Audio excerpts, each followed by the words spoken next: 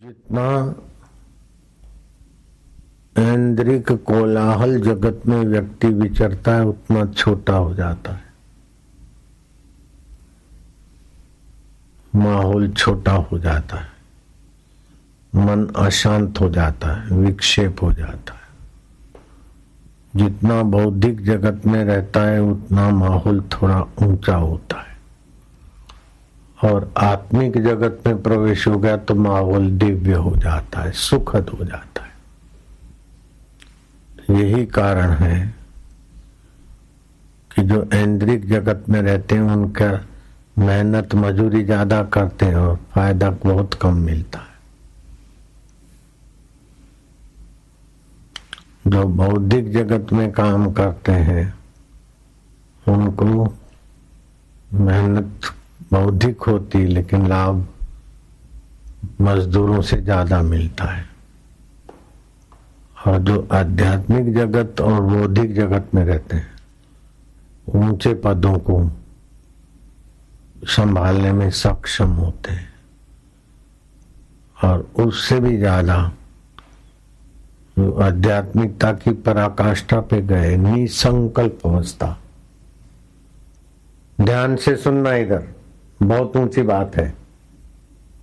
निसंकल्प अवस्था में जो लोग रहते हैं उनका थोड़ा सा उपस्थिति अथवा थोड़ा सा उनका मार्गदर्शन बहुत फायदा करता है। उससे भी ज्यादा जिनके पास एकाग्रता और परोपकार का धन है उनके तो क्रिया नहीं करनी पड़ती, उनके संकल्प मात्र से प्रकृति में उथल पाथल हो जाती, व्यवस्थाएं सुंदर सुहावनी हो जाती।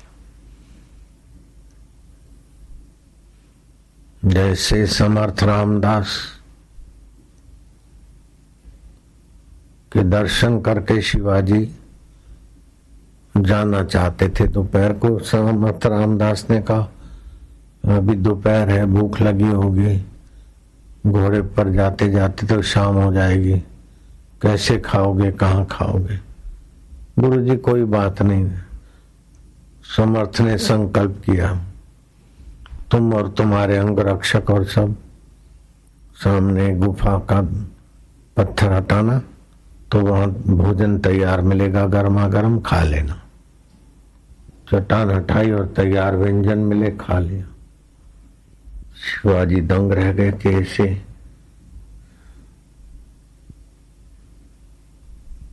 कौंडिन गुफा और आसपास कुछ है नहीं, ये सब गुरुजी कैसे आ गया?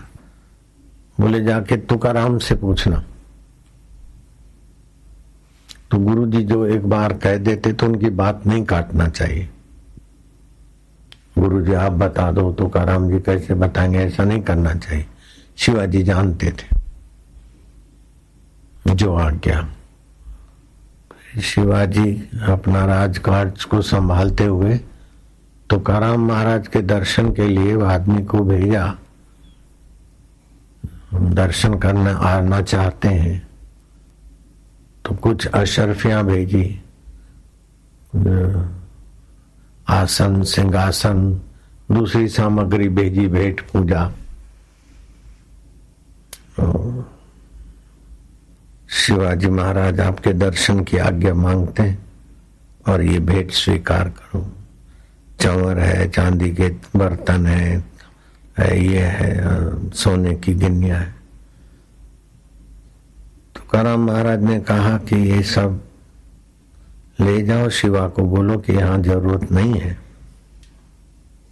और विठ्ठल भगवान को उलाहना देने लगे कि पांडुरंग ये क्या तुम अपने को, मेरे को खिलौने देकर अपने को बचाना चाहते हो? महाराज जी आपके खिलौनों में हम खेलने वाले बच्चे नहीं है, हम तो आपके बिना नहीं रहेंगे।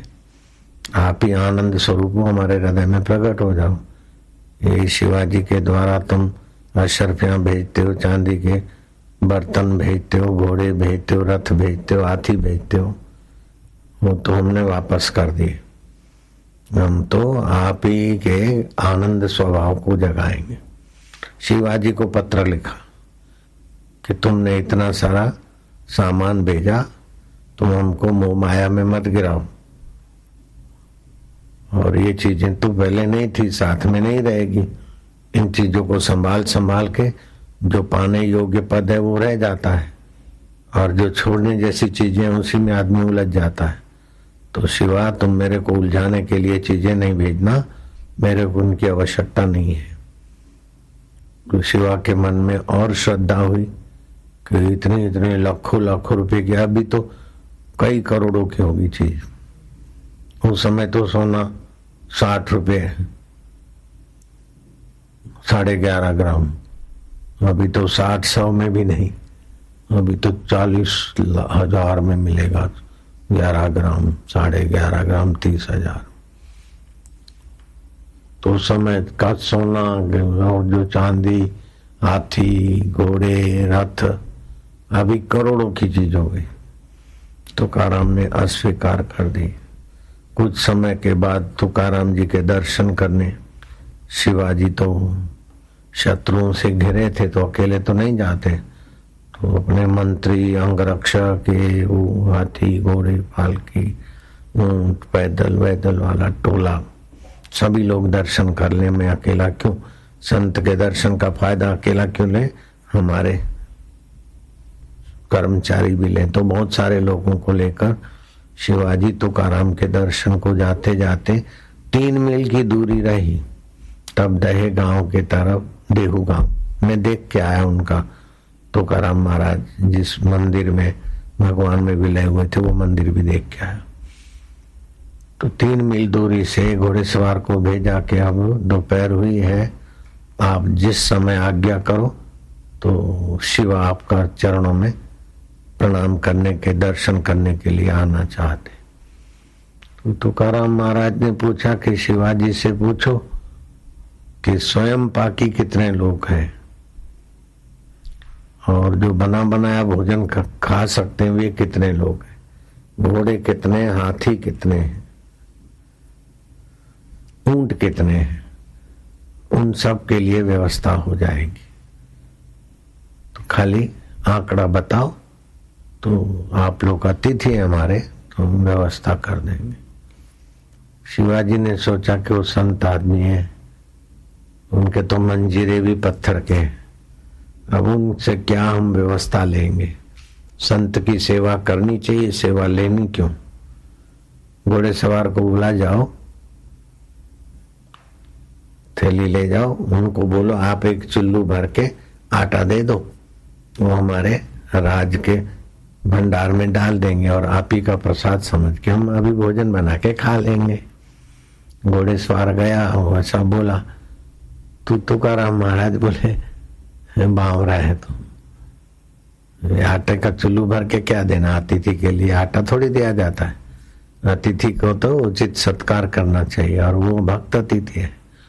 तुम जाओगे उसके पहले सब सामान वहां तैयार है, घोड़ों के लिए चारा भी है, हाथियों के लिए उनके योग्य है, ऊंटों के लिए भी है, ब्राह्मणों के लिए भी है, जो स्वयं पाकी है उनके लिए सीधा सामान है, जो तैयार भोजन राजसी खाना चाहते उनके लिए सब तैयार है, तुम जाओ, सब हो गया है।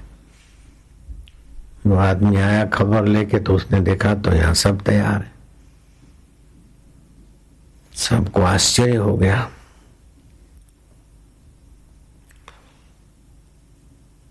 ऐसी एक घटना, जब श्री रामचंद्र जी वनवास गए और भरत लौट के आए अयोध्या में, तो राम राज्य के बदले भरत के लिए राज्य रखा गया। मुझे स्वीकार नहीं करना, मैं राम जी को वापस प्रार्थना करके ले आता हूँ। तो भरत चल पड़े। तो भरत के साथ कई मंत्री, उसमें सुमन भी मुख्य थे, सुमन मंत्री, और दूसरे मंत्री तो प्रजाजन भी राम जी को वापस लौटाने के लिए प्रार्थना करने के लिए चल पड़े। चलते चलते संध्या हो गई। भरद्वाज आश्रम में रात्रि विश्राम करना जरूरी था। अब इतने हजारों आदमी और भरद्वाज जी का आश्रम जंगल में। भरद्वाज जी ने संकल्प करके भरत के योग्य कुटिया बना दी संकल्प से, और सभी मेहमानों के लिए भोजन की व्यवस्था कर दी। भरत ने और हजारों अयोध्यावासियों ने उनका आतिथ्य स्वीकार किया। सुबह को चले गए तो भरद्वाज ने अपना संकल्प समेट लिया, तो सब जो वस्तुएं आई थी चली गई। जैसे स्वप्न में तुम वस्तुएं बना ले तो ऐसे वो योग बल से जागृत में बना दिया था। तो शिवाजी ने तुकाराम जी से पूछा कि समर्थ रामदास ने हमारी भूख प्यास देखकर गुफा में जाओ और तैयार मिलेगा भोजन, तैयार मिला। और आपने घोड़े सवार को कहा कि कितने लोगों का क्या है, वो पहुंचे उसके पहले यहाँ सब सामग्री, ये सब क्या है। तब विनोद में तुकाराम महाराज ने कहा हमारे पास तो कुछ नहीं है, ये झांझ बजाते हैं वो भी रुपए पैसे नहीं है तो पत्थर के झांझ बनाए हम। फिर भी लक्ष्मीपति की चाबियां हमारे पास रहती है, अर्थात जगत का जो पालनहार तत्व है उसका मूल जो ब्रह्म स्वभाव है वो हमारा आत्मा है। तो ये सब संकल्प से होता है। तो मनुष्य के संकल्प में कितनी शक्ति है। एक वे लोग हैं जो दिन भर अगरबत्ती या दूसरा काम धंधा करते हैं, 50-100-150 कमाते, और दूसरे वो लोग हैं जो उनके सामान का इधर उधर काम धंधे का व्यवस्था करते, वो महीने में 25-50 हजार लाख रुपया कमाते। कुछ ऐसे लोग हैं जो करोड़ों रुपया कमा लेते हैं। तो एक से एक सूक्ष्म बुद्धि वाला ज्यादा कमा लेता है। लेकिन ये सारी बुद्धियां जिससे सत्ता स्फूर्ति पाती उस चैतन्य परमात्मा का प्रभाव अद्भुत है। इन सब से समर्थ रामदास से भरद्वाज से भी ज्यादा हिरण्याकश्यपु के जीवन में योग शक्ति का चमत्कार देखा गया, रावण के जीवन में देखा गया। लेकिन परमात्मा साक्षात्कार के बिना ये सारी संकल्प उपलब्धि, कमाई की उपलब्धि, धन की उपलब्धि, यश की उपलब्धि, सब कुछ समय तक दिखती है। जैसे दिवाली आएगी, नरक चतुर्दशी, सब आया और गया, ऐसे ही जीवन में ये सब चीजें आती चली जाती। लेकिन एक सार तत्व है जो ज्यों का त्यों रहता है। वो सार तत्व अपना आत्मदेव है। उसको जाने तो महसूस होगा कि इतना शरीर हम नहीं है, इतनी वस्तु ही हमारी नहीं। अनंत अनंत ब्रह्मांडों में जो भरपूर व्यापक है, सत्य चित्त आनंद घन अपना आपा, वास्तव में हम वही है। इसी को बोलते हैं ईश्वर साक्षात्कार। स्थूल जगत में ईश्वर को देखना, सूक्ष्म जगत में, स्थूल जगत में ईश्वर को देखना है कि विश्व दर्शन, सूक्ष्म जगत में ईश्वर की सत्ता को देखना तेजस। इन दोनों को सत्ता देने वाले को जानना, उसको बोलते प्राज्ञ। और ये विश्व, तेजस और प्राज्ञ अर्थात जागृत, स्वप्न, सुषुप्ति, इन सब के परिवर्तन के बाद भी जो ज्यों का त्यों रहता है वो है तुरिया। वास्तव में वो तुरिया तत्व भी अपने साथ ही है, अपने पास है। जागृत आई चली गई, स्वप्न आया चला गया, गहरी नींद आई चली गई, इन सब के जाने के बाद भी कोई रहता है, वो अपना आत्मदेव है। तो साक्षात्कार ऐसा नहीं कि कोई देवी देवता आ जाएगा अथवा छू मंत्र हो जाएगा। जो सदा साक्षात है उसको मैं के रूप में अनुभव करें। जैसे एक आदमी सिर कूट रहा था, किसी ने नकली खबर सुनाया कि तुम्हारा बेटे का एक्सीडेंट हो गया और भंवर कुआ के पास एक्सीडेंट भयंकर हुआ, फलानी गाड़ी थी, बाइक थी, नंबर ये था, और फलानी हॉस्पिटल में गया और दम तोड़ दिया। तो अब वो बाप सिर कूटने लगा, रोने लगा, अरे हाय मैंने अपना बेटा खो दिया, अरे सब मेरा सब कुछ चला गया। इतने में एक परम बुद्धिमान और विश्वसनीय व्यक्ति ने दरवाजा खटखटाया। लाला जी दरवाजा खोलो। बोले क्या दरवाजा खोले? मेरे तो सारे दरवाजे बंद हो गए भाई, मैं तो मर गया, मेरा एक लोटा। अरे तुम दरवाजा खोलो, अभी तुम्हारी सारी मुश्किलें दूर हो जाएगा। अबे मुश्किल क्या दूर होगी, मेरा तो यही आंखों का तारा था, आज्ञाकारी बेटा था, इकलौता था, चला गया। अरे तुम्हारे सब दुख मिट जाएंगे, दरवाजा तो खोलो। अरे भाई अब दुख कहाँ मिटेंगे, मैं तो मरा हूं, दरवाजा क्या खोलूं, मैं तो मर गया। जो ही दरवाजा खोला तुम बेटा आगे कर दिया, बोले लो। अरे तुम बेटे? हाँ। बोले पिताजी मेरे को तो कुछ नहीं हुआ, वो तो दूसरा कोई छोरा मरा है, दूसरों ने अप्रैल फूल किया है आपके साथ। तो बताओ लाला जी के बेटे मरने का दुख टिकेगा? बेटे को खोजने जाएगा, उसके लिए रोएगा, अथवा बेटा कब आएगा इस इंतजार करेगा? सामने है। ऐसे ही जो सदा साक्षात है वो परमेश्वर के लिए खोजना भी नहीं, उसके लिए शोक भी नहीं करना, सुख को पाने का भी नहीं, खोने का भी नहीं, हो तो हाजरा हजूर। तो जो हाजरा हजूर परमेश्वर सत्ता है उसका ज्ञान हो जाता है, वो समझ में बात आ जाती। जैसे हार खो गया तो फिर देखा कि तो पीछे, माला खो गई, पीछे दिया, अरे हम माला बनानी नहीं है, माला के पास जाना नहीं है, माला से मिलना नहीं, मिली मिलाई। ऐसे ही मालाओं के माला, देवताओं के देव, परमात्मा देव साथ में। कितनी भी कुछ सिद्धियां है, शक्तियां, वो होके चली जाती, कितना भी कुछ पाते मिट जाता है, लेकिन जो कभी ना मिटे वो अपना आत्मदेव है। उस आत्मदेव का श्रवण करना, विचार करना, उसमें शांत होने से बहुत बुद्धि बल, बहुत शांति बल, बहुत ज्ञान बल, बहुत कुछ अद्भुत अद्भुत है।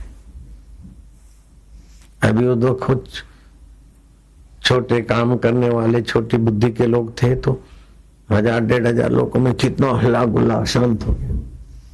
और उससे कुछ पुराने साधक बैठे तो कितना अच्छा लगता है।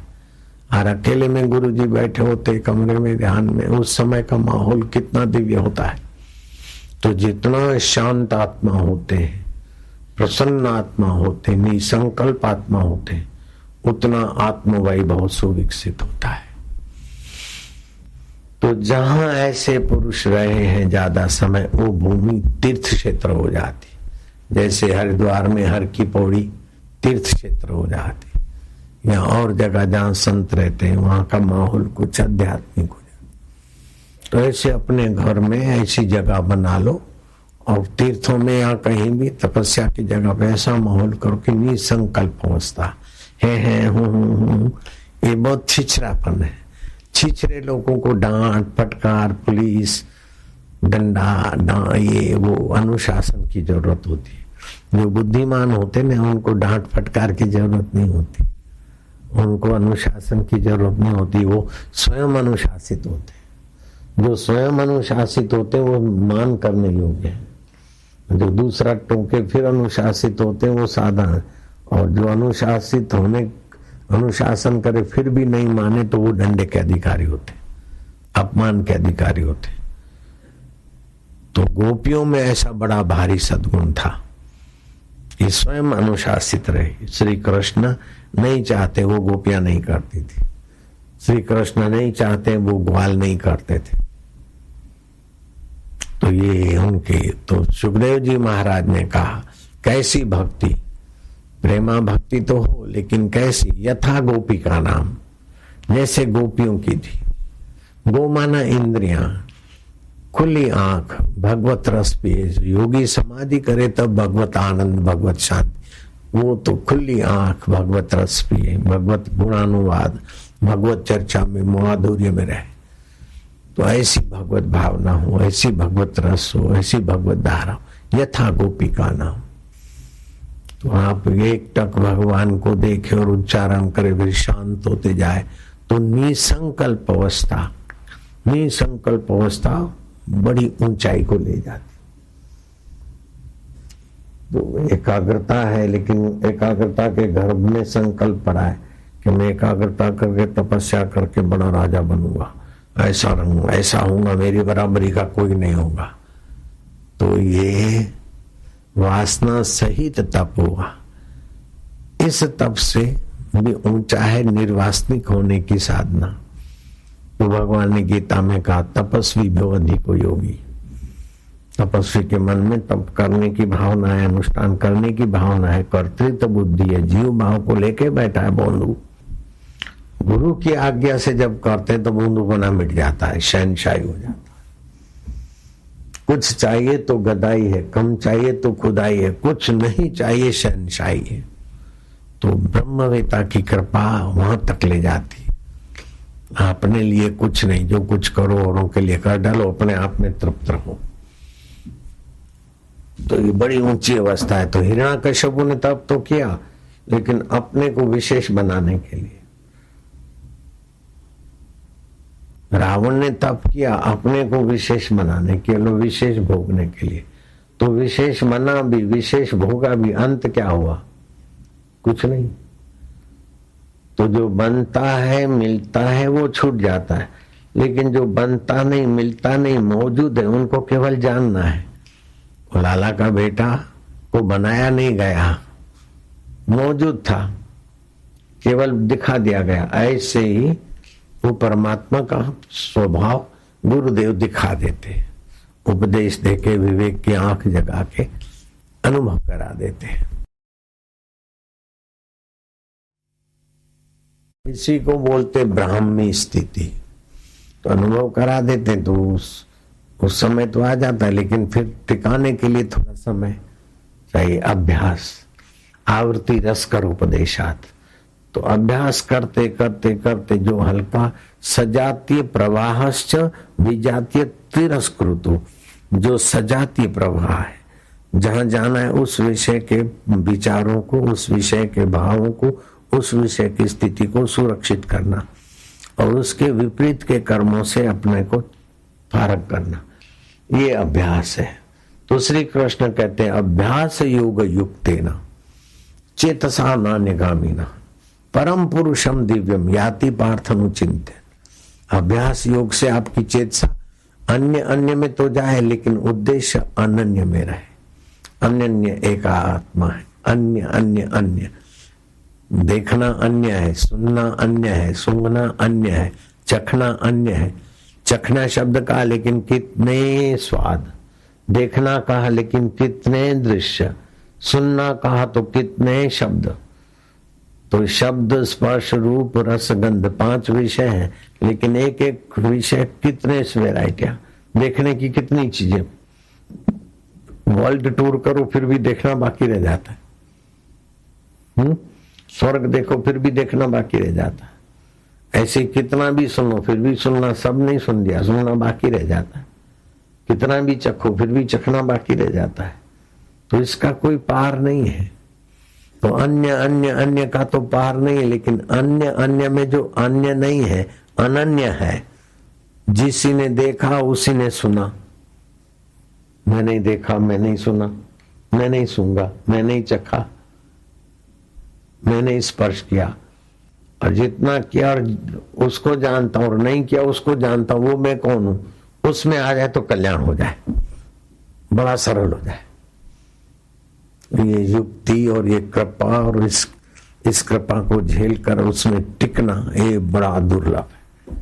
कोई विरले विरले सत शिष्य होते जो सतगुरु को झेल पाते। गुरु जी मैं आपसे मिल जाऊं बात तो ठीक है, लेकिन शरीर से तो कोई किससे कब तक मिलेगा। जब श्री कृष्ण ने लीला समेटी, यदुवंशी आपस में लड़ भड़ के रवाना हो रहे। उद्धव समझ गए कि अब श्री कृष्ण धरती पे नहीं रहेंगे, तो उद्धव उदास हो गए कि प्रभु मुझे आप साथ ले चलो। तो भगवान ने कहा साथ तुम मेरे से ऐसे मिलो कि कभी मेरे से बिछड़ो नहीं। तो उद्धव को तत्व ज्ञान का उपदेश दिया, आत्मज्ञान का, और जाओ बद्री का आश्रम एकांत में अभ्यास करके मुझसे मिलो। जहां मैं हूं वहां तुम अपने अंतःकरण में पहुंच जाओ। ये उद्धव को बता दिया मुझसे मिलो। बाहर से तो बचपन से ही मिलते थे, लेकिन वास्तव में कृष्ण का जहां मैं है, उद्धव का मैं भी वही है। तो जाओ मुझसे मिलो बद्री का आश्रम। तो श्री कृष्ण ने पात्र भेद से 4 प्रकार के साधकों का मार्गदर्शन किया। जो उद्धव जैसे हैं ऐसे को कहा कि सब झंझट छोड़कर एकांत में चले, अंतर आत्मा में मुझसे मिलो। अर्जुन को कहा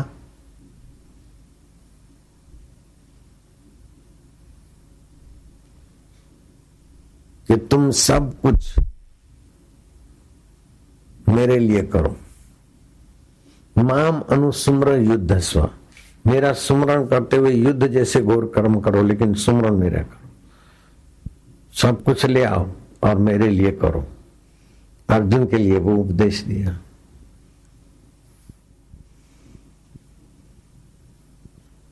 युक्ताहार विहार से, ठीक खाओ, ठीक रहो और अभ्यास करो, धारणा करो, ध्यान करो, समाधि करो और मुझसे एकांत में शुद्ध होकर मिलो। ये जो एकांत साधना के रुचि वाले उनके लिए वो। और चौथे, तुम जैसे भी हो केवल मेरे हो जाओ। जो सूंघते हो, जो करते हो, जो हवन करते हो, लेते हो, देते हो, मुझे अर्पण कर दो।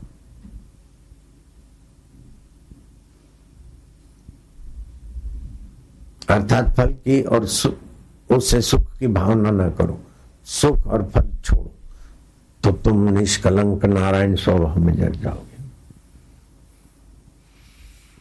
जो दूसरों से सुख लेने की इच्छा है या अपना अस्तित्व बनाए रखने की इच्छा है, वो बहुत भटका देती है। न अपना अस्तित्व, न अपने को सुख।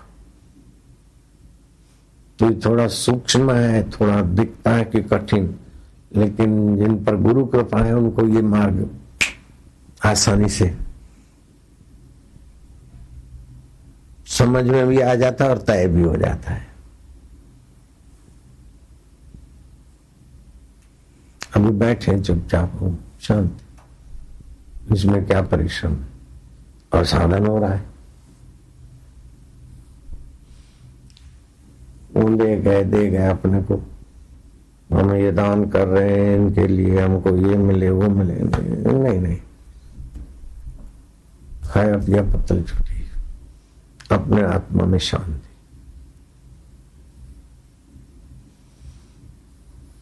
पढ़ो योग वशिष्ठ।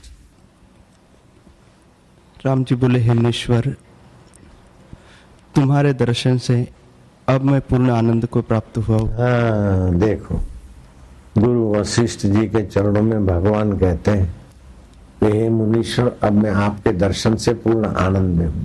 संशय मिट गया।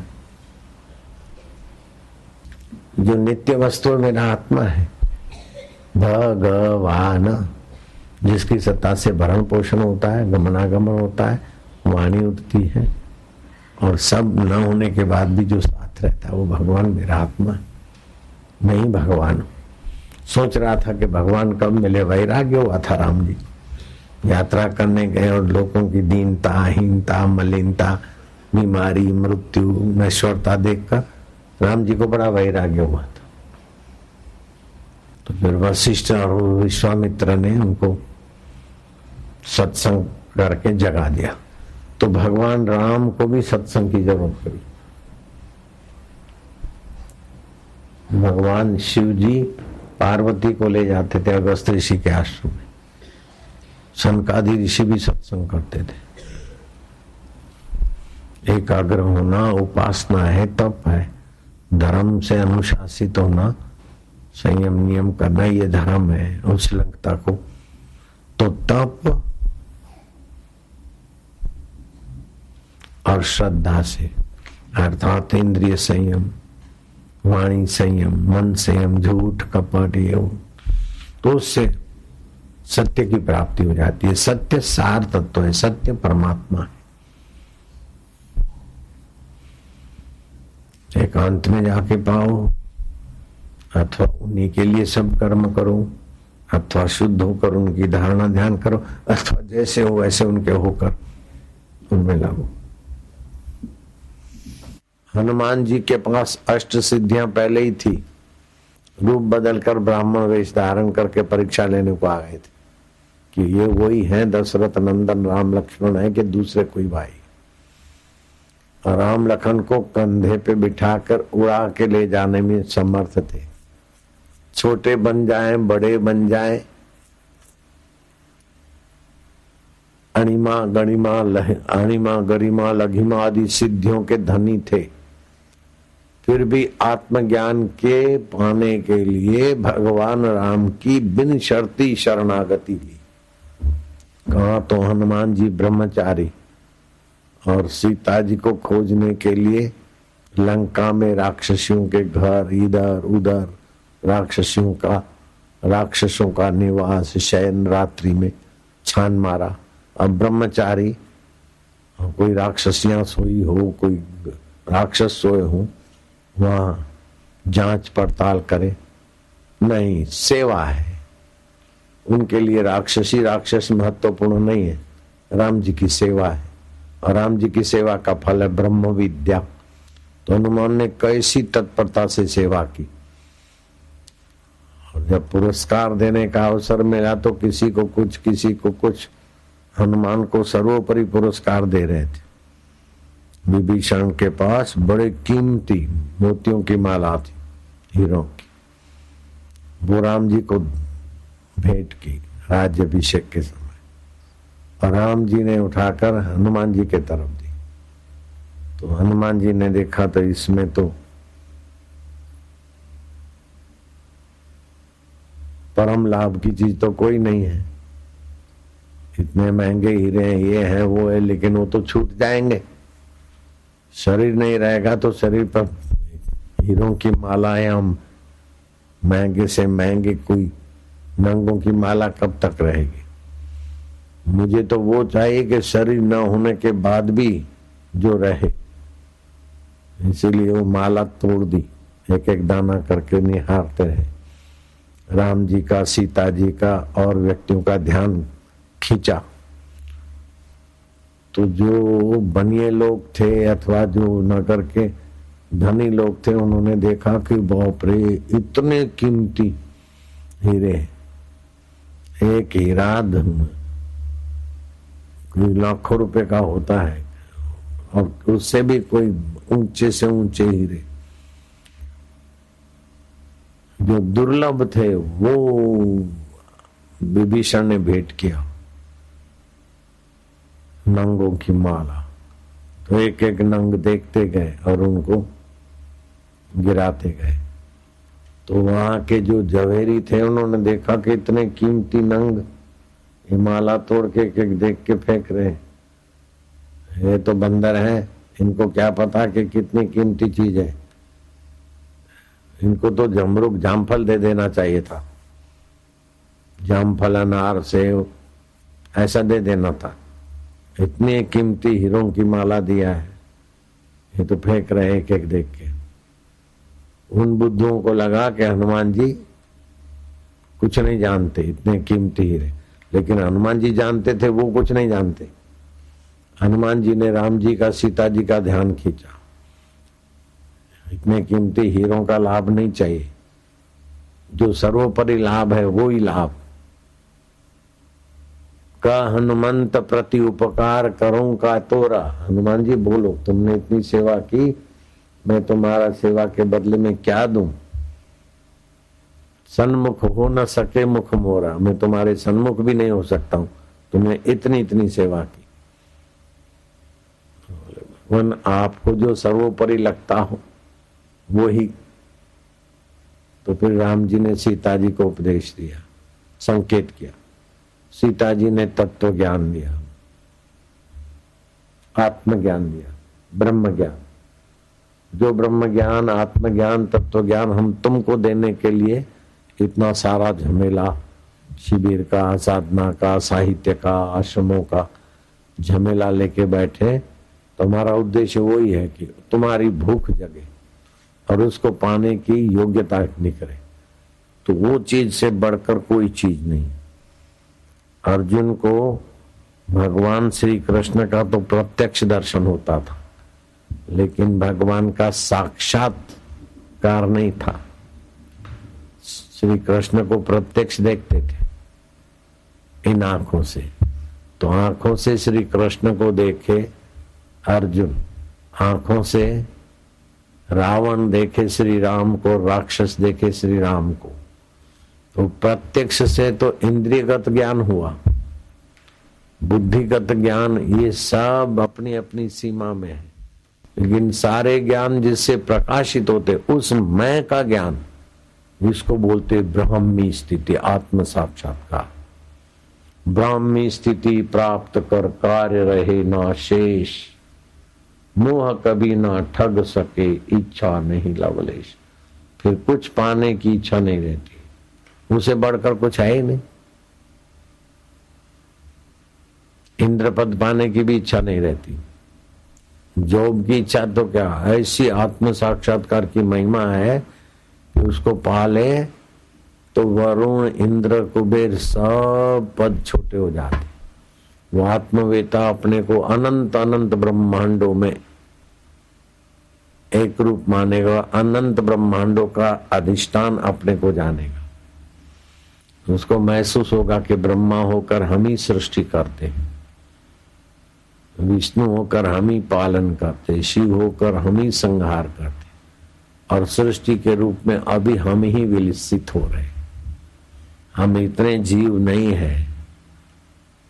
तो हकीकत में जीव को खोजो तो जीव भी ब्रह्म रूप ही मिलेगा। अगर जीव ब्रह्म से अलग है तो नश्वर होगा और ब्रह्म टुकड़े टुकड़े हो जाएगा। इसीलिए शास्त्रों ने बहुत ऊंची बात कही, ईश्वर अंश जीव अविनाशी। जीव अविनाशी, जो अपने को जीव मानते न तो तुम्हारी मौत नहीं है, तुम अविनाशी हो। चेतन विमल, तुम चेतन हो, निर्मल हो, विमल हो, सहज सुख राशि। जब इंद्रियों में शरीर में विकारों में होते तो सुख बाहर से भरकर अपनी तबाही करते, तमस छा जाता है, रजस छा जाता है, बुद्धि पर अज्ञान भर जाता है, अज्ञान से आवृत हो जाता है शुद्ध स्वभाव। अज्ञानेन आवृतम ज्ञानम तेन मोहंती जंतवा, जंतु की नहीं तुच्छ हो जाते। कहाँ तो इंद्र पद और नाच गाने का मजा लेते लेते फिर दूसरे गिरते गिरते कीड़े भी बन जाते। एक बार इंद्र अपने आसन पर बैठे बैठे सोचा कि मैंने ऐसा कौन सा पुण्य किया, ऐसी कौन सी तपस्या किया। 33 करोड़ देवता किसी एक देवता को रिझाने के लिए लोग तपस्या करते, हवन करते हैं, नियम पालते हैं, ब्रह्मचर्य रखते हैं, तब देवता प्रसन्न होता है। एक देव को प्रसन्न करने के लिए लोगों को तो नाक में दम आ जाता है। वो 33 करोड़ देवता मेरे को प्रसन्न करने के लिए तत्पर रहते हैं। मैं कितना बड़ा आदमी, 12 मेघ मेरे कहने में, 33 करोड़ देवताओं का मैं राजा हूं। जाके गुरु जी से पूछूं ऐसा मेरा कौन सा तप है, कौन सा पुण्य है कि 33 करोड़ देवताओं का मैं स्वामी। तो इंद्र चला अपने गुरु बृहस्पति से पूछने को। आत्म साक्षात्कारी त्रिकाल ज्ञानी बृहस्पति गुरु समझ गए कि इंद्र आ रहा है, उसका सवाल का जवाब वचनों से देना उसकी अपेक्षा उसको प्रत्यक्ष हो जाए। तो संकल्प किया। तत्ववेता भी थे और योग सामर्थ्य से संपन्न थे। इस सृष्टि के आरंभ से जो जो इंद्र बने हैं, इंद्र बन बनकर जो भी कुछ तुच्छ योनियों में भटक रहे हैं वो इधर दिखे। तो ये कीड़े मकोड़ों की लाइन चली। बृहस्पति त्रिकाल ज्ञानी, अच्छा तुम 2 बार, तू 5 बार बना, हाँ, तू 3 बार, तू 4 बार बना, अच्छा तू 7 बार, वाह, तू 11 बार, तू 9 बार, तू तीसरी बार आया। वो कीड़ों को देखकर तीसरी बार, दूसरी बार, 9वीं बार, 11वीं बार, 70वीं बार आया। 70 बार बना था। तो अकेले में उन कीड़ों को देखे और 5 बार, 7 बार, 9 बार, 3 बार, 2 बार, 1 बार बना था। फिर अभी ये दशा में है। अकेले में जो वार्ता कर रहे थे तो इंद्र खड़े खड़े दंग रह गया कि गुरुजी आखिर क्या है। इन कीड़ों को देखकर आप दंग रह जाते हैं, और 2 बार 4 बार 7 बार 11 बार। बोले इंद्र, अनादिकाल से सृष्टि चल रही है और कईयों ने तपस्या करके यज्ञ करके व्रत उपवास ब्रह्मचर्य पालकर इंद्र पद पाया। फिर नाच गान देखते देखते सब मौज मजा मारते मारते पुण्य नष्ट हुआ और गिरे। फिर किसी योनियों में घूमते घूमते जैसा मन में आए ऐसे करे, जैसा मन में आए ऐसा सोचा और ऐसा किया, तो मनमुक्ता के कारण आखिर कीड़े की योनि में जा पड़ा। कीड़ा नहीं भटकता जरा इधर से जरा उधर से, मनमुक्त। तो कोई 1 बार इंद्र बनकर फिर ये कीड़े की योनि में, कोई 10 बार, कोई 7 बार। तो सृष्टि तो अरबों खरबों के अनादिकाल से सृष्टि चल रही है और अपनी अपनी वासना से इंद्र बने और फिर मौज मजा मार के फिर गिरे, फिर इन योनियों में गए और कोई संयोग मिला। खूब तपस्या करते करते मनुष्य योनि से पार देवत्व को गंधर्वत्व को पाए, उसमें भी लगे रहे। कोई कोई विरले फिर से इंद्र बने। तो कोई 7 बार इंद्र बना है, कोई 4 बार, कोई 2 बार, कोई 17वीं बार इंद्र बनकर फिर इस दुर्दशा में आया। तो इस सृष्टि का कोई अंत नहीं। इन भागों को इंद्र बनकर भी मौज लेनी थी। आत्मज्ञान पाकर अगर परम लाभ ले लेते तो फिर दुर्दशा नहीं होती। आत्मज्ञान के बिना जो भी कुछ मिलेगा वो धीरे धीरे फिर नष्ट हो जाता है। तो आत्म लाभात परम लाभम न विद्यते। तो इंद्र का तो होश हवास उड़ गया कि मैं अपने को बड़ा भाग्यशाली मानता हूं, लेकिन पूर्व में कोई 7 बार इंद्र बनकर ये दुर्गति को पाया है, कोई 4 बार इंद्र बनने के बाद फिर गिरा है। जो भी राजा बन गए उनको आप देखो तो कोई क्रिकेट बना है, राजा मृग, राजा आज सांप बना है। तो कहा तो मिथिला का राजा और सांप, तो सांप की योनि से फिर दूसरी योनि, तीसरी योनि, फिर वागरी बने, कोई बैलवाना बने, कोई कुछ बने। तो न जाने इस विराट ब्रह्मांडों में किस किस ब्रह्मांड में कौन कहाँ कहाँ भटक रहा है। ये धरती, ये पृथ्वी लोक इतना ही नहीं है, ऐसी कई सृष्टियां हैं। अपना सूरज है इतना ही नहीं, 400 करोड़ दूसरे सूरज है एक आकाश गंगा में।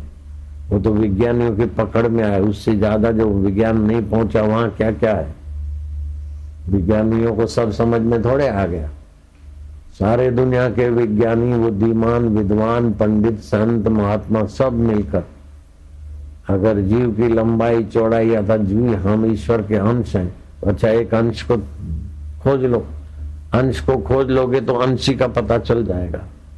अर्ब माहिसा खर्ब माहिसा अंश है, तो ईश्वर की माप निकल आएगी। जीव का माप तोल निकल गया तो ईश्वर का माप तोल निकल जाएगा। तो जब ईश्वर अनंत है, उसका माप तोल नहीं निकल सकता, तो उसका हिस्से का माप तोल क्या निकलेगा। वास्तव में हिस्सा है ही नहीं, हिस्सा तो मान लिया, माया वश भयो गोसाई। हम ईश्वर का हिस्सा है, ये वास्तविक बात नहीं है। हम ईश्वर का अविभाज्य अंग है, अविभाज्य स्वरूप।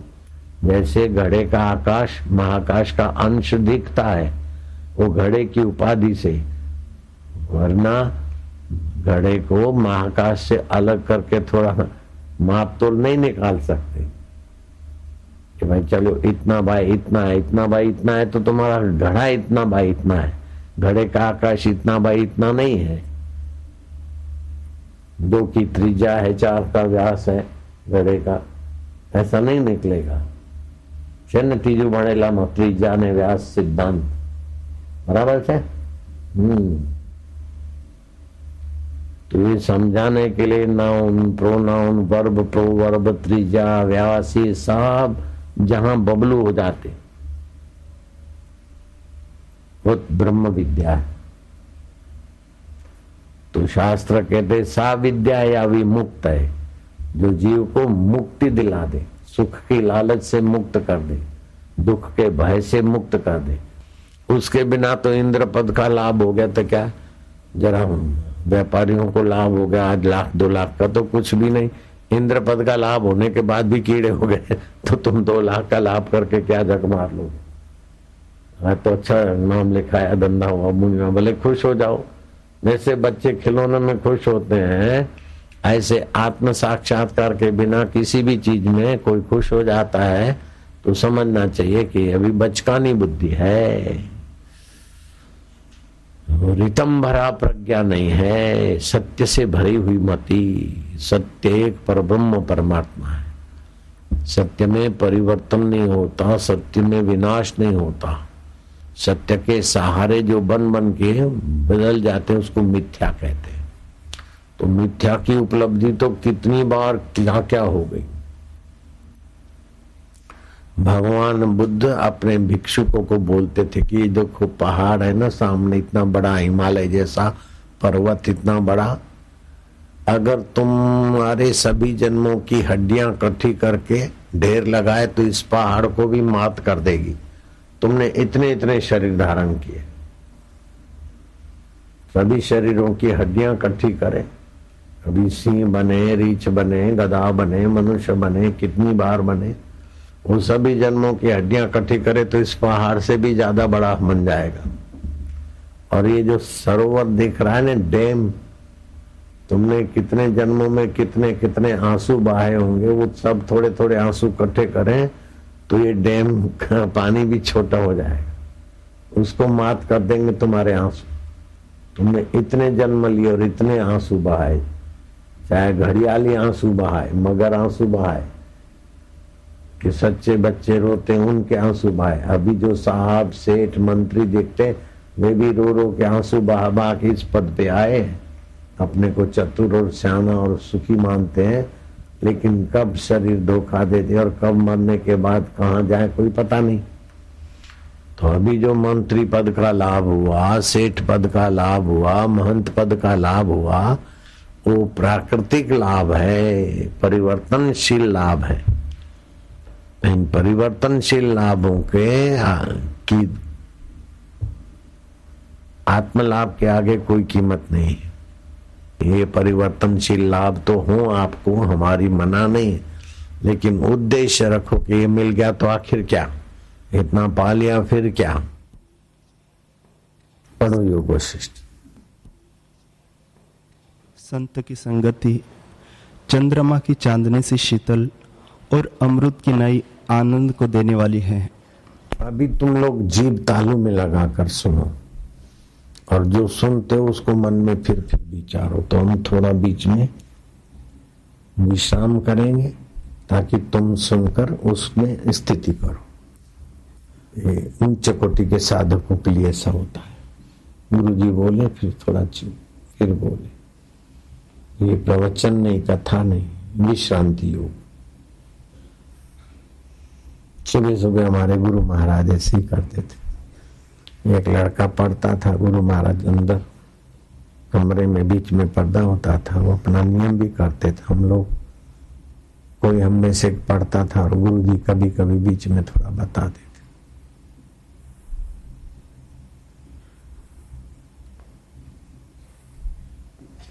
तो हमारे को हो तो गया था थोड़ा अनुभव, संतोष, फिर भी मन में खटक रहती थी कि साईं जी को तो सुनकर इतने लोग आनंदित होते हैं, इतने लोगों को फायदा होता है, हमारे को तो हुआ तो फिर कुछ थोड़ी और भी कुछ होगा।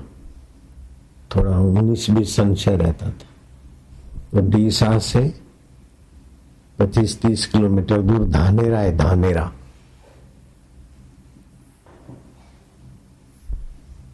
तो वहां गुरु जी का मंदिर बनाया था किसी ने, उसका मुहूर्त करने गुरु जी पधारे थे। धानेरा से 15 किलोमीटर इंटीरियर में मंदिर बना था।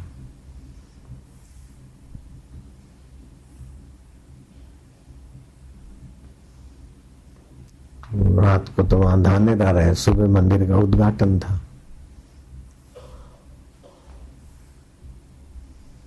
तो 4-4:30 बजे हम लोग गुरु जी का कमरे का आवाज हुआ तो तैयार रहते थे कि गुरु जी सत्संग चला। गुरु जी ने कहा कि कुछ लोग, हम 2-3 ही थे मां, कुछ लोग सोचते कि हमारे को हो तो गया है, समय तो है, लेकिन भाई साईं जी के पास तो ऐसा है, हमारे पास तो गीता पड़ी थी, गुरु जी ने सिर पे उठाई गीता, भाई लीलाशाह गीता उठाकर कसम खाता है कि आशाराम जो मैं हूं वही तू है आशाराम। संशय मिट गया, काम हो गया बस। तो मेरे मन में क्या खटक थी वो जान गए थे गुरुदेव, वो खटक निकल के तो हो गया काम। काम तो हुआ पड़ा था लेकिन थोड़ा खटक था। संशय सबको खात है, संशय सबका पीर, संशय की जो फाकी करे उसका नाम फकीर। फिर दूसरा चला, अपने को तो हो तो गया, लेकिन समाधि में बैठे रहे सुखदेव जी के नाई ऐसा करें। तो यहाँ घूमते घामते एकांत खोजते खोजते कोई सत्संग किया, फिर एकांत, तो इधर ही आए जहाँ मोक्ष कुटिया है, भोयरा बनाया, मोक्ष कुटिया बनाया, बाउंड्री बनाई, इधर रहेंगे, कभी कभार सत्संग करके आएंगे। ये पता नहीं था कि इतना झमेला होगा। तो बैठे ध्यान करें तो इतने में कोई आवे, हरिओम हरिओम, इधर भीड़ बढ़ गई, कहाँ जाए कहाँ जाए। इतने में ब्रह्म बाहुनी कोई छोटी सी पुस्तक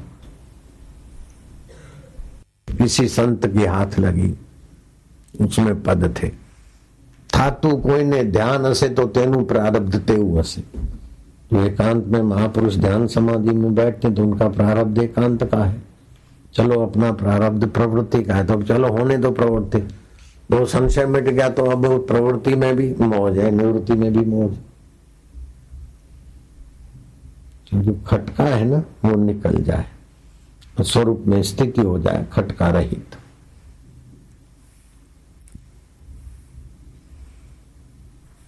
तत्परता बनी रहे, अपने से आध्यात्मिकता में ऊंचे लोगों का सानिध्य बना रहे। अपनी खुशामद करने वाले तो बेचारे छोटे होते तभी खुशामद करेंगे, सत्कार करेंगे, आदर करेंगे। तो हम प्रयत्न पूर्वक उच्च कोटि के संतों से, गुरु जी हयात थे तब तो गुरु के चरणों में, गुरु जी का शरीर साकार नहीं रहा तो फिर जो अच्छी अच्छी स्थिति वाले थे, राम सुखदास महाराज है, घाट वाले बाबा है, पथिक महाराज है, तो उनसे हमने मित्रता बनाए रखी। अब तो ऐसे कोई मिलते नहीं है, अब कोई ज्यादा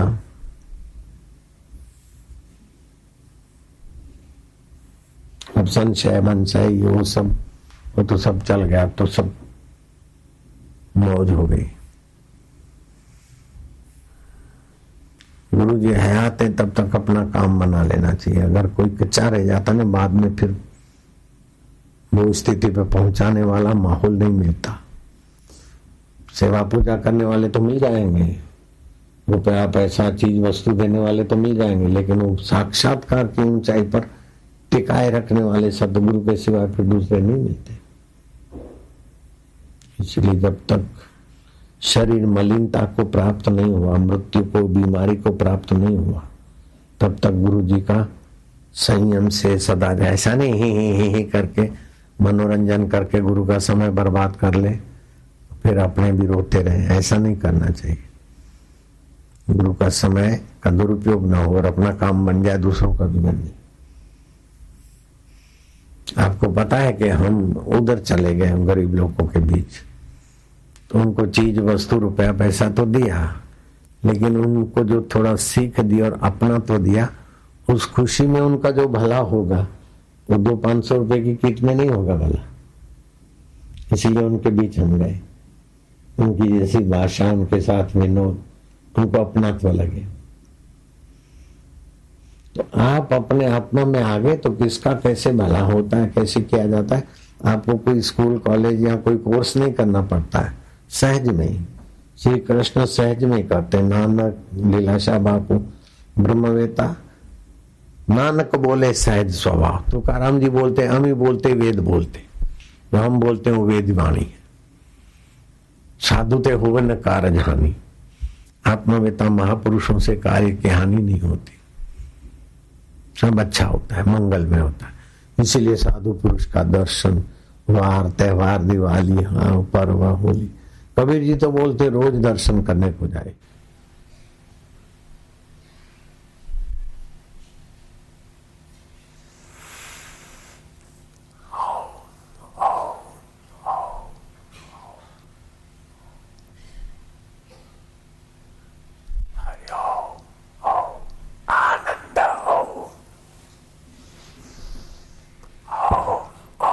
शांति हो,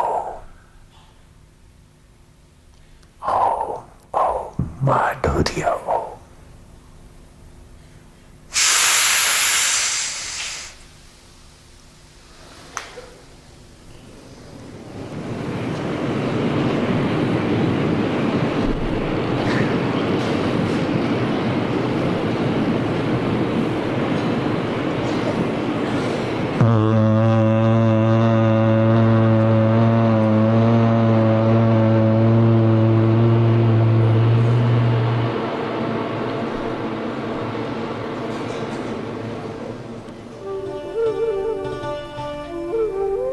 आनंद है, माधुर्य है, भगवत विश्रांति है।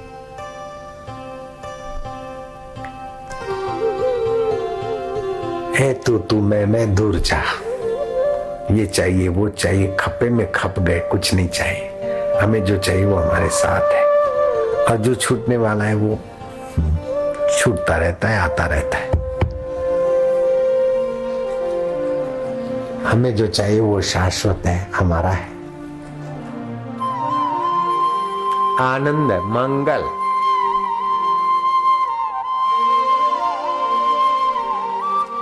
ऐसा भी होता है, पता नहीं था। यहाँ ये माल मिलता है, पता नहीं था। यहाँ भगवान मिलते, पता नहीं था। गुरु जी को पहचानना बच्चों का खेल नहीं है।